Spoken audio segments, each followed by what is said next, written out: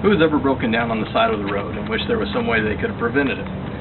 Well, I'm an ASE certified master technician, and ASE, if you haven't heard of it, is called Automotive Service Excellence Group. And I'm here to tell you a little bit about some things to check on your vehicle so that you can prevent breaking down on the side of the road and being that person has to call AAA with their hood open. So today I would like to point out some things underneath the hood to check out, and then I'd also like to talk about tires because I feel they're very important. So first thing I'd like to talk about is some things to check out in the engine compartment. A few of the things are checking your automatic transmission fluid. You want to check to make sure that the level is at the full mark and that it, on most vehicles, it's going to be red in color. If for some reason your transmission fluid is low, that's something that you're going to be wanting a mechanic to take a look at. Another thing is something that everybody knows about is engine oil, making sure that your engine oil level is at the correct mark on the dipstick. And that would be something that you probably want to check just about every time you put gas in, even while you're on a trip. It just gives you an early indication of any problems that you might have. Another thing you want to check is brake master cylinder to make sure that there's brake fluid in there. Without brake fluid, you're not going to stop. It's easily checked by just looking on the outside of the reservoir to see where the level is.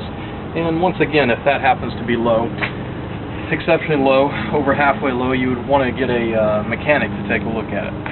Another thing is the power steering, and you want to make sure that it's got the proper level, and if it's exceptionally low, it may leave spots of fluid on the ground and something else you may want to get a mechanic to look at. Another thing you want to take a quick glance at is just take a look at your belt to make sure there's no frayed edges, no pieces missing off your belt, and you also want to take a look at your battery and just touch your connections and make sure you're tight connections, make sure there's no corrosion or anything that looks irregular growing off of it, any type of white substance or green substance or any type of leaking that may be on there.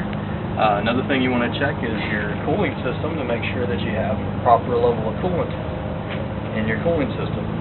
And once again, if that is exceptionally low, it's something you may want a mechanic to look at. Something that can give you a warning sign of all these fluids, if something were leaking or possibly going to leave you stranded on down the road, is to take a look underneath the vehicle and see if you're leaving any spots on the driveway. Leaving spots on the driveway or leaving spots in the parking lot may be an indication that there's a problem that you may want a mechanic to look at. Another thing that you may want to look at is your washer fluid. It sounds pretty simple, but it makes a big difference when you're clearing bugs from your window going down the road, and could help you see better, as well as making sure that your wiper blades are in good condition. The next thing we want to go to is something that I think is most important. Everybody's heard the stories of Firestone tires and tires failing and SUVs rolling over. A lot of that is keeping your tires well maintained and at the proper pressures.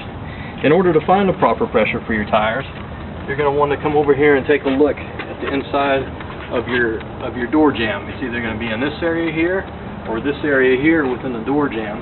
And the manufacturer is going to tell you what the proper PSI is to put in your tire. Now, PSI is pounds per square inch, which several different air type gauges that you can buy at any store will show you what the air pressure is at.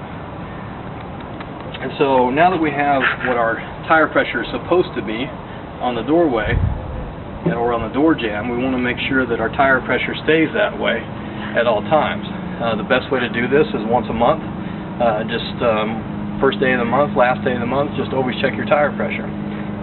Sometimes it might only change excuse me, a half a PSI or 2 PSI, which is very small.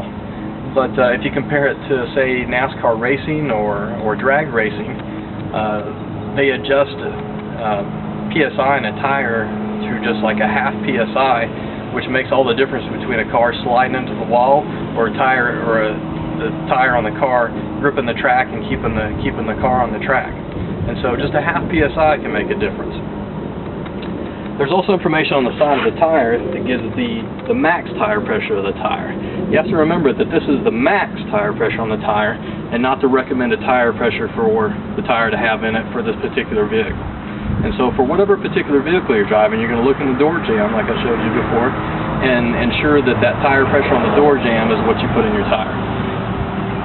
The max tire pressure is the maximum recommended pressure, but the recommended pressure for your vehicle is going to be found on the door jamb.